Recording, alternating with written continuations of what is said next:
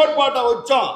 அன்றைக்கு இந்த அமைப்புகளும் கிடையாது, இயக்கங்கள் கிடையாது, இப்படி பேசுகிறவரே கிடையாது, கட்சிகளும் கிடையாது. இமானுவேல் சேகரனுக்கு பிறகு ஒரு இருண்ட காலம், நீண்ட இடைவெளி. அது ஜான் பாண்டியன் வருகையின் போதுதான் இந்த சமூகம் மீண்டும் கிளர்ந்தெழுந்தது. அந்த ஒரு உண்மையை நாம் ஒப்புக்கொள்ளணும். அந்த ஜான் பாண்டியனுடைய முதல் தமிழ்நாடு தேவேந்திர இளைஞர் சங்கத்துடைய முதல் இளைஞரணி மாநில தலைவர் நான் அன்னை கணேச பாண்டிய பொதுச் செயலாளர். நினைச்சு பார்க்கணும். அதுக்கு பிறகு திருமறை முதல்வன் அவருடைய பொதுச் செயலாளர். நீங்க இன்னைக்கு சொல்ற பரமக்குடி துப்பாக்கி சூட பேசுறீங்க. டிஎஸ்பி பரமசிவம் தலைமையில் ஒரு துப்பாக்கி சூடு நடத்தப்பட்டது. அன்னைக்கு 3 பேர் சுட்டப்பட்டான். ஒருத்தர் மாரிமுத்து போனாரு.